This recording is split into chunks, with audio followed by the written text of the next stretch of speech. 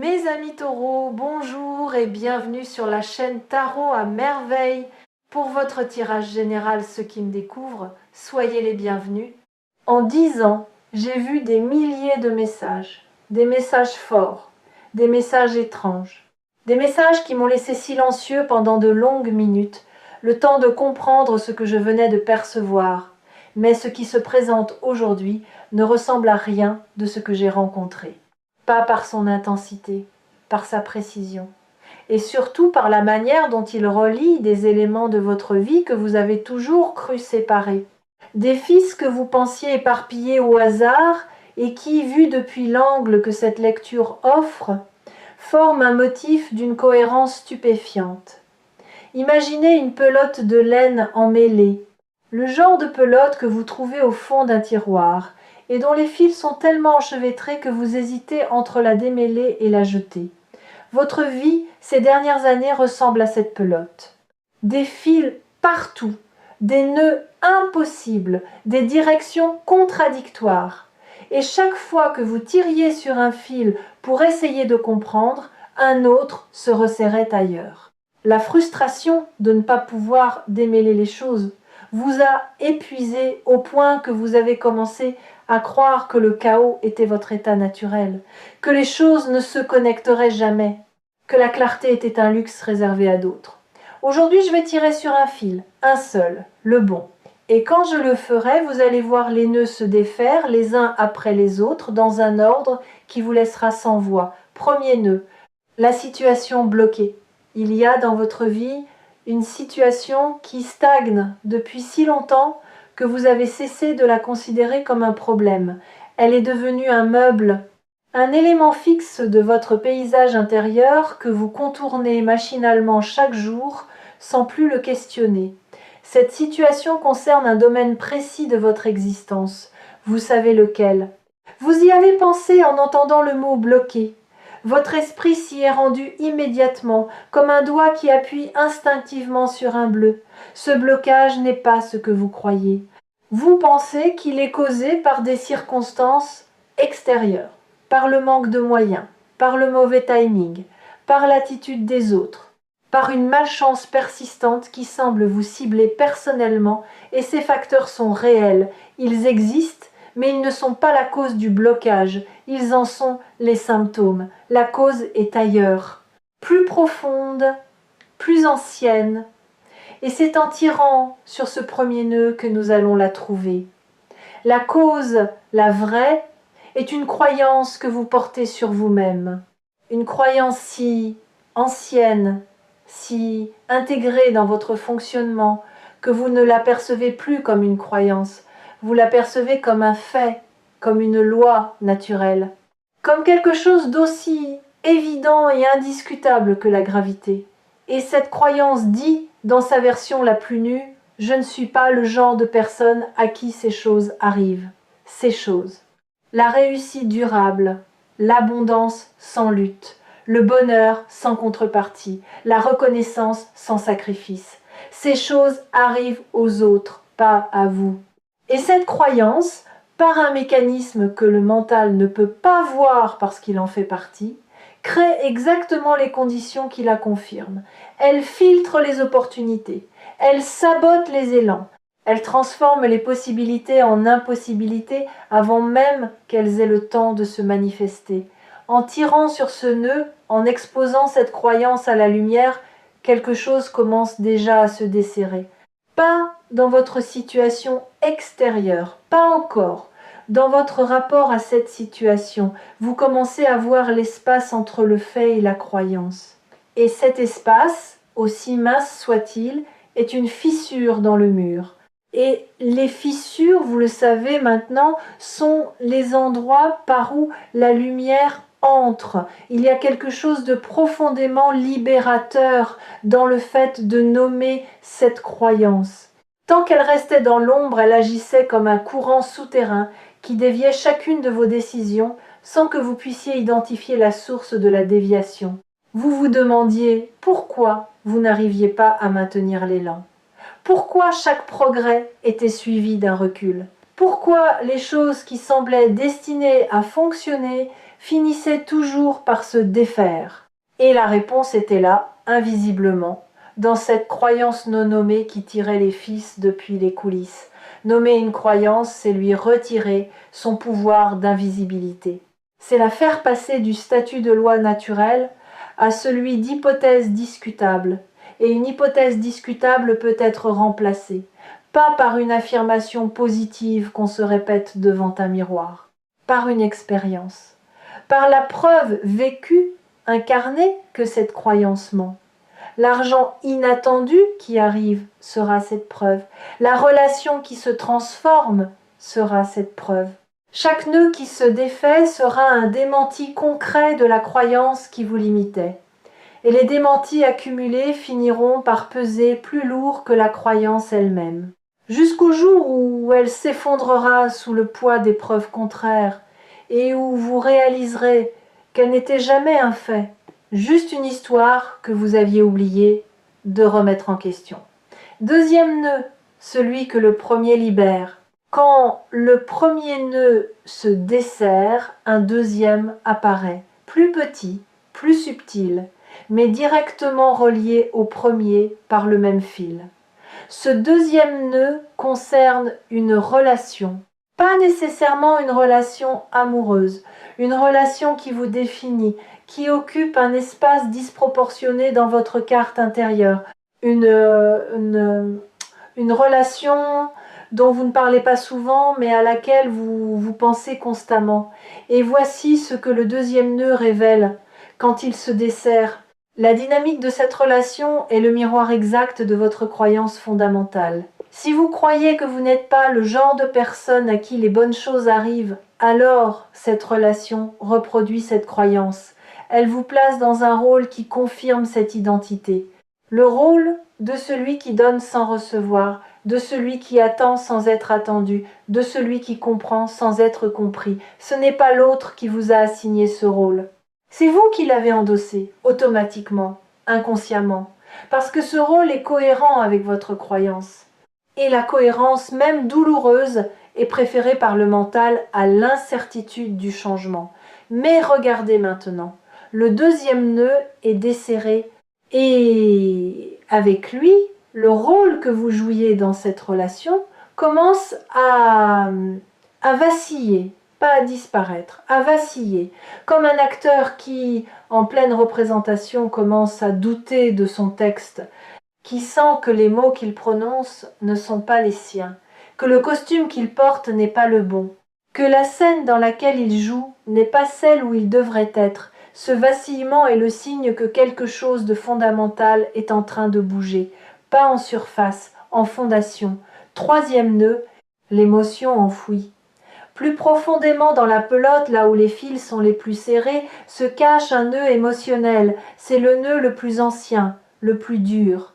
Celui que vous avez serré vous-même il y a très longtemps, pour empêcher quelque chose de sortir. Et ce quelque chose, c'est une colère. Pas la colère bruyante et explosive que les gens voient. La colère silencieuse. La colère de celui qui sait qu'il mérite mieux mais qui a choisi de se taire. La colère de celui qui a ravalé tellement de noms qu'il forme une boule compacte dans sa gorge.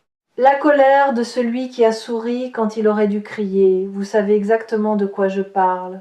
Vous pouvez probablement identifier les moments précis. Ce dîner où vous avez accepté l'inacceptable avec un sourire. Cette réunion où vous avez laissé quelqu'un d'autre prendre le crédit de votre travail. Cette conversation où vous avez dit « ce n'est pas grave » alors que c'était grave. Chacun de ces moments a ajouté une couche à ce nœud. Et chaque couche a renforcé la croyance que votre rôle dans ce monde est de supporter plutôt que d'exiger, de comprendre plutôt que d'être compris, de pardonner plutôt que de poser des limites. Mais voici ce que la colère enfouie essaye de vous dire depuis tout ce temps. Elle ne dit pas « détruis tout », elle dit « respecte-toi ». Elle dit « ce que tu as accepté ne correspond pas à ce que tu mérites ». Elle dit « le sourire de façade a assez duré, et cette voix, loin d'être votre ennemie, est votre alliée la plus fidèle.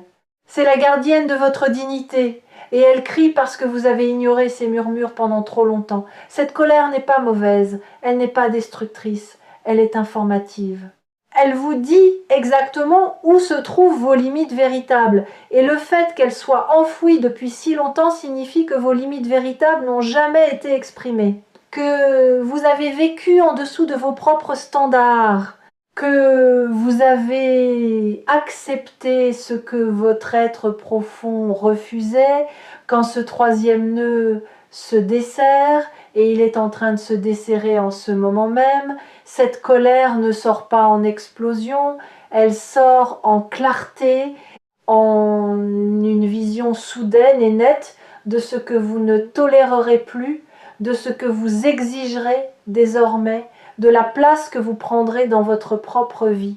Et cette clarté, née de la colère transformée, est une force que rien ne peut arrêter, parce qu'elle ne vient pas du mental, elle ne vient pas de la volonté, elle vient du lieu le plus authentique qui existe en vous, le lieu où votre vérité attend depuis toujours. Quatrième nœud. La connexion invisible. Voici quelque chose que 10 ans de pratique m'ont appris et que cette lecture confirme avec une force inhabituelle. Les nœuds de votre vie ne sont pas isolés, ils sont reliés par le même fil. La situation bloquée, la relation déséquilibrée, la colère enfouie, ces trois choses ne sont pas trois problèmes séparés, nécessitant trois solutions différentes.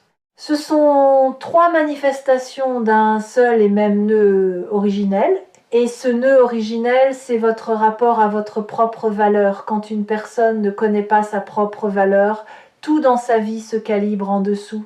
Les finances se calibrent en dessous. Les relations se calibrent en dessous. Les ambitions se calibrent en dessous. Et cette sous-calibration devient si normale, si habituelle, si intégrée dans le fonctionnement quotidien, qu'elle disparaît du champ de conscience. On ne voit plus qu'on vit en dessous de soi. On pense que c'est le plafond alors que c'est le plancher. Laissez-moi vous donner une image concrète. Imaginez un musicien extraordinaire qui jouerait toute sa vie sur un instrument désaccordé. Il compenserait, il s'adapterait, il trouverait des manières de produire de la belle musique malgré les fausses notes. Et les gens autour de lui seraient impressionnés parce que, même avec un instrument désaccordé, sa musique serait meilleure que celle de la plupart. Mais lui, quelque part, sentirait que quelque chose cloche, que le son n'est pas celui qu'il entend dans sa tête, que la musique qu'il porte en lui est plus belle que celle qui sort de ses doigts. Et cette frustration sourde, cette sensation de ne jamais atteindre son propre standard, le suivrait partout. Vous êtes ce musicien. Et votre instrument, c'est votre vie. Votre vie calibrée en dessous de votre valeur, jouée en dessous de votre potentiel, vécue en dessous de ce que vous portez en vous. Et le chamboulement dont parle cette lecture, ce n'est pas de changer de musique, c'est d'accorder l'instrument, de régler chaque corde à la bonne tension, pour que ce qui sort corresponde enfin à ce qui vit dedans, pour que le son extérieur reflète la symphonie intérieure. Ce réaccordage va se produire, il a déjà commencé, chaque nœud défait est une corde réaccordée, et quand la dernière corde sera en place, la musique qui sortira de votre vie vous laissera vous-même stupéfait. Ce que cette lecture révèle, et c'est pour cela qu'elle est unique en 10 ans, c'est que votre plafond perçu est votre plancher réel.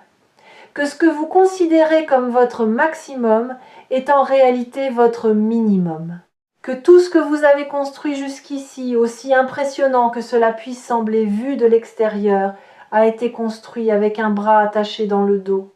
Et imaginez, juste une seconde, ce que vous pourriez construire avec les deux bras libres. Si cette vidéo vous a trouvé ici sur Tarot à merveille, c'est que le moment de détacher ce bras est arrivé. Pas demain, pas quand les conditions seront réunies maintenant, parce que les conditions ne seront jamais réunies selon les critères de votre mental, mais elles sont réunies selon les critères de votre âme. Et c'est votre âme qui a guidé votre clic jusqu'ici. Cinquième nœud, le motif révélé. Nous avons défait 4 nœuds, et maintenant quelque chose de remarquable se produit. Le fil, autrefois chaotique, enchevêtré, impossible à suivre, commence à montrer son motif. comme un tapis tissé dont on ne voyait que l'envers, avec ses fils coupés et ses couleurs mélangées, et que l'on retourne enfin pour voir l'endroit, et l'endroit est beau, d'une beauté que l'envers ne laissait pas soupçonner. Le motif de votre vie est celui-ci. Tout ce que vous avez vécu, absolument tout, converge vers un point. Ce point n'est pas un événement, c'est une prise de conscience, la prise de conscience de votre propre valeur. Chaque épreuve vous a rapproché de cette prise de conscience en éliminant une illusion. L'épreuve financière a éliminé l'illusion que votre valeur dépend de ce que vous possédez. L'épreuve relationnelle a éliminé l'illusion que votre valeur dépend de ce que les autres pensent de vous. L'épreuve de la colère enfouie a éliminé l'illusion que votre valeur se préserve en la cachant. Et maintenant, sans ces illusions, ce qui reste est nu, brut, irréductible. Votre valeur telle qu'elle est, sans condition, sans justification, sans la permission de personne. Laissez cette phrase résonner, sans la permission de personne. Combien de fois avez-vous attendu cette permission ? Combien de décisions avez-vous reportées parce que quelqu'un n'avait pas encore validé votre choix ? Combien de rêves avez-vous rangés dans un tiroir parce que les gens autour de vous ne les comprenaient pas ? La permission que vous attendiez n'a jamais existé en dehors de vous. Elle n'a jamais résidé dans le regard de l'autre, dans l'approbation d'un parent, dans l'encouragement d'un ami, dans le feu vert d'un supérieur.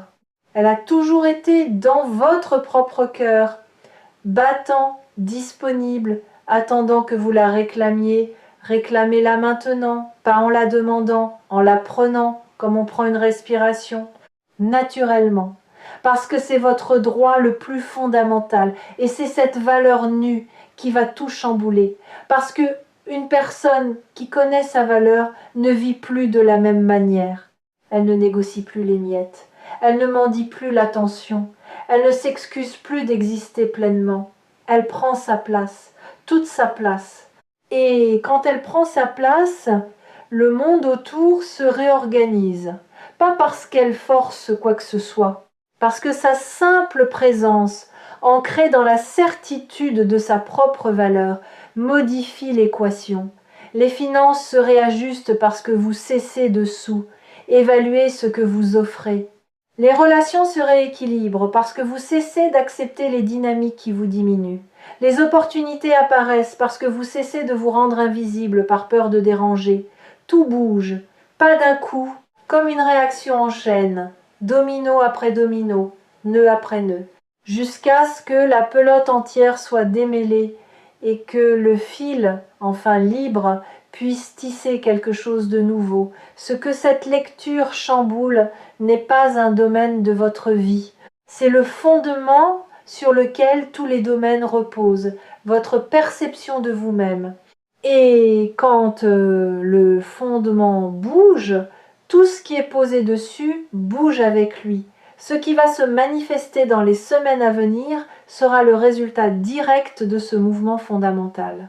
Des changements que vous ne pouvez pas encore prévoir parce qu'ils viennent d'un lieu que votre mental ne contrôle pas, un appel inattendu, une proposition improbable, un montant qui apparaît d'une source que vous n'aviez pas envisagée, une personne qui revient ou qui arrive et dont la présence va confirmer par sa manière de vous regarder que la valeur que vous commencez à vous reconnaître est visible aussi de l'extérieur. Et au-delà de ces événements ponctuels, c'est votre quotidien tout entier qui va changer de saveur. Les matins vont avoir un goût différent. Non pas parce que le café est meilleur, parce que vous vous levez pour une vie qui vous ressemble un peu plus qu'hier. Les conversations vont prendre une densité nouvelle. Non pas parce que les gens autour de vous ont changé, parce que votre manière de les écouter, de leur répondre, de vous positionner dans l'échange a changé. Même les problèmes, quand ils se présenteront, vous sembleront différents, pas plus petits, plus gérables. Parce qu'un être humain qui connaît sa valeur aborde les difficultés depuis un lieu de solidité, pas depuis un lieu de panique, Et la solidité transforme chaque obstacle en défi plutôt qu'en catastrophe. Les habitués des lectures partagées sur Tarot à merveille savent que certains messages sont des murmures et d'autres sont des cris.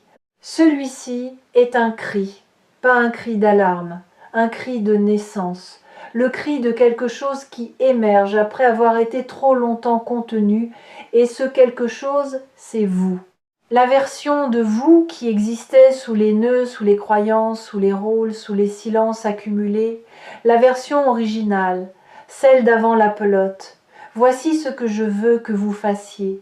Non pas un rituel, un engagement, pas envers l'univers, envers vous-même. L'engagement de ne plus tirer les nœuds vers le bas quand ils commencent à se défaire. De ne pas reconstruire la pelote quand les fils se libèrent, de ne pas retourner dans les rôles confortables quand l'inconfort de la vérité se présente, de rester dans le démêlement, même quand c'est douloureux, même quand c'est vertigineux, même quand les gens autour de vous ne comprennent pas pourquoi vous changez. Et surtout, l'engagement de ne plus vous mentir, de ne plus dire « ça va quand ça va pas », de ne plus sourire quand vous voulez crier, de ne plus minimiser ce que vous ressentez pour rendre les autres confortables. Parce que chaque mensonge que vous vous faites à vous-même est un nœud que vous ajoutez à la pelote. Et vous avez assez de nœuds. Vous n'avez pas besoin d'en fabriquer de nouveaux au moment même où les anciens se défont.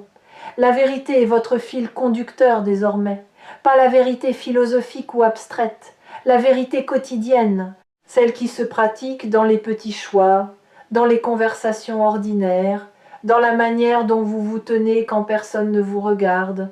Cette vérité-là est la seule force capable de garder les fils démêlés, de maintenir le motif visible, de protéger la beauté de ce qui se révèle. Vous changez parce que c'est l'heure, pas parce que les circonstances l'exigent, parce que votre être l'exige, parce que la version de vous qui vivait dans les nœuds est arrivée à sa date d'expiration. Et la nouvelle version, celle qui émerge en ce moment, ne connaît pas les limites de l'ancienne, elle ne les reconnaît pas, elle ne les respecte pas. Elle les traverse comme on traverse un rideau de fumée, avec la certitude que de l'autre côté il y a l'air libre. L'air libre, c'est ce que cette lecture vous offre. Pas une promesse, pas une prédiction, de l'air, de l'espace, la possibilité de respirer pleinement pour la première fois depuis que les nœuds se sont formés. Et une fois que vous aurez respiré cet air, une fois que vos poumons auront goûté à cette expansion, vous ne pourrez plus revenir à la respiration étroite d'avant. Le corps refuse de reculer quand il a connu l'espace. Le cœur refuse de rétrécir quand il a connu l'ouverture. L'esprit refuse l'obscurité quand il a vu la lumière. Vous êtes à la charnière. Ce moment exact où l'ancienne version de votre vie et la nouvelle se regardent en face.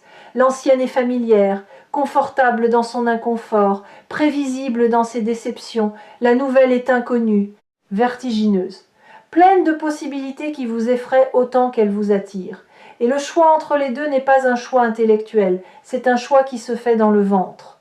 Dans ce lieu primitif où les décisions les plus importantes de votre vie ont toujours été prises pas avec la tête, avec l'instinct, avec cette certitude animale qui sait, avant toute analyse, quel chemin mène à la vie et quel chemin mène à la répétition. Votre instinct a déjà choisi, vous le sentez. Ce tiraillement que vous percevez n'est pas de l'hésitation, c'est la tension entre l'ancien qui s'accroche et le nouveau qui tire. Et le nouveau est plus fort. Il est plus fort parce qu'il est vrai. Et la vérité, dans tout rapport de force avec l'habitude, finit toujours par l'emporter. Pas immédiatement, pas sans résistance, mais inévitablement. En 10 ans, je n'avais jamais vu les fils se connecter avec cette clarté. Et le fait que cette clarté arrive à vous maintenant dans cette vidéo me confirme que le timing n'est pas le mien, il est le vôtre. Votre vie a décidé que c'était maintenant. Et votre vie a raison, elle a toujours eu raison. Même quand vous doutiez d'elle, même quand vous pensiez qu'elle se trompait de chemin, elle savait, elle tissait, fil après fil, nœud après nœud, vers ce moment exact. Et quand vous aurez besoin de retrouver ce moment, quand les fils menaceront de s'en mêler à nouveau, Tarot à merveille sera là. Comme le doigt patient qui tire sur le bon fil. Pas pour défaire votre vie, pour révéler le motif que vous étiez trop près pour voir. Le motif est visible maintenant. Et il est plus beau que tout ce que le chaos vous laissait croire. Plus cohérent, plus intentionnel, plus vôtre que vous ne l'aviez jamais imaginé. Tout chamboule, tout change. Et cette fois, c'est pour de bon. Pas parce que les circonstances sont différentes, parce que vous l'êtes. Et quand vous changez, vraiment profondément, irréversiblement, les circonstances n'ont d'autre choix que de suivre.